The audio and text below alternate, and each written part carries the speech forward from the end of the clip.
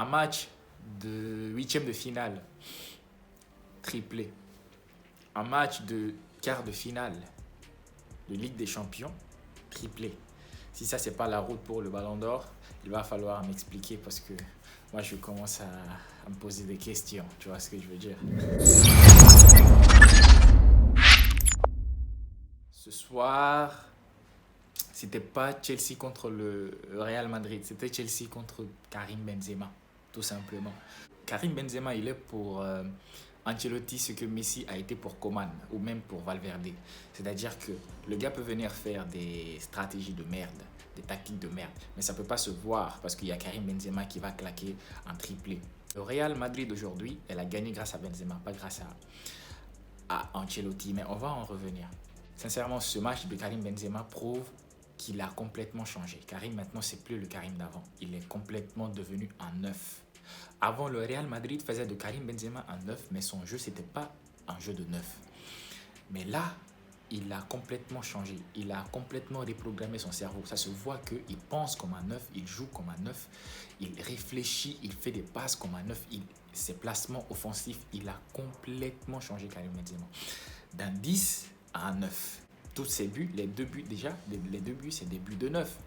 Comme on voit, les têtes qu'il a mis, c'est impossible pour Mendy de les arrêter.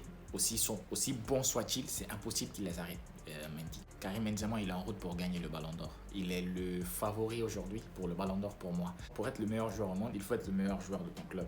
Je suis désolé, c'est vrai que Lewandowski, il a plus de buts que Karim Benzema.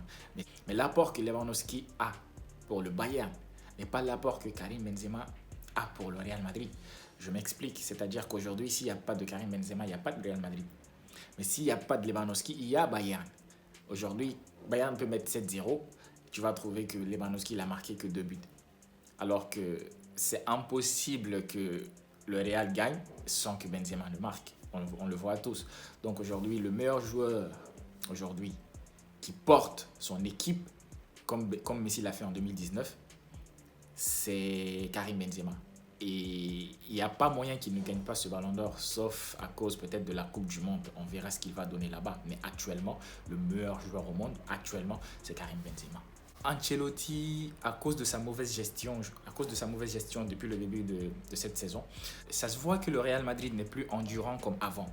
C'est-à-dire que pendant la deuxième mi-temps, on a vu que Chelsea commençait à presser le Real Madrid et les joueurs n'arrivaient plus trop à suivre. Donc ils étaient obligés de défendre, de laisser la balle à Chelsea.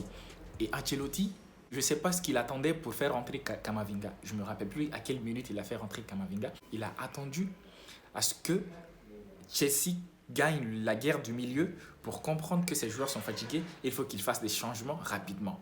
Je pense qu'aujourd'hui, Ancelotti, sincèrement, tant qu'il est au Real Madrid, si Benzema n'est pas blessé ou quoi que ce soit, Ancelotti ne pourra rien faire pour le Real Madrid. Aujourd'hui, le problème du Real Madrid, c'est Ancelotti. Je le redis.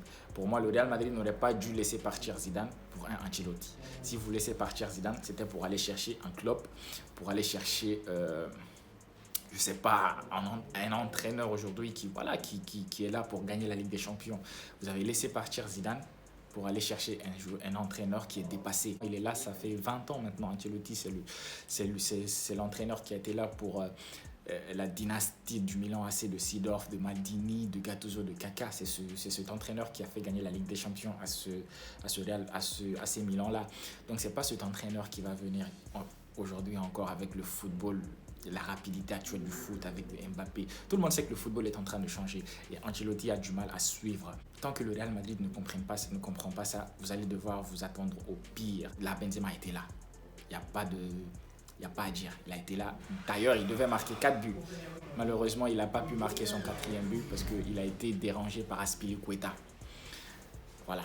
Donc, c'est pour vous dire à quel point le gars, il commence à m'énerver, on va dire. En tant que Catalan, il commence à me taper sur les nerfs. Mais bon, pour moi aujourd'hui, le Real Madrid, c'est Benzema. Donc, il va falloir que vous le préservez pour le reste de cette saison. Parce que s'il n'y a pas Benzema, il n'y a pas de Real Madrid. Ce milieu du Real Madrid aujourd'hui, il faut savoir les gérer.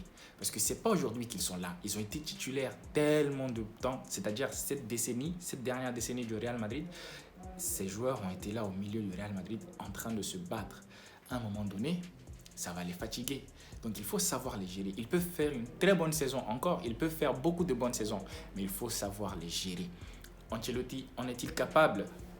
Moi, j'en doute, on verra. Vous m'en direz dans les commentaires ce que vous en pensez. Parce que pour moi, actuellement, le problème du Real Madrid, c'est toujours Ancelotti. Tant que vous n'avez pas réglé l'équation Ancelotti, il y aura toujours du suspense par rapport à vos matchs. On se dira, on ne sait jamais. Grâce à la trêve internationale, les joueurs sont restés à la maison, donc ils ont pu se reposer, et ça se voit, ça se sent.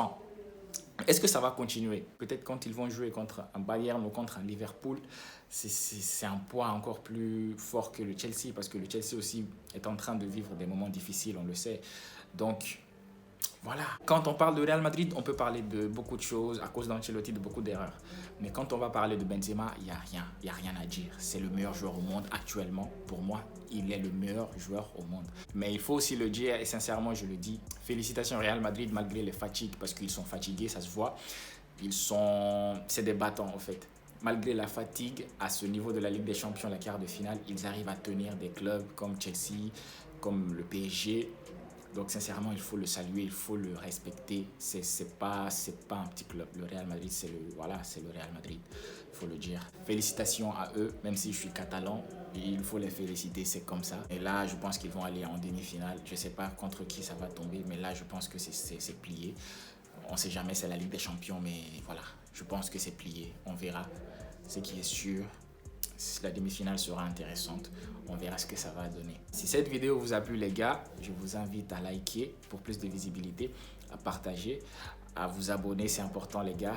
Si je suis à 69 abonnés, l'objectif c'est d'atteindre 100 abonnés.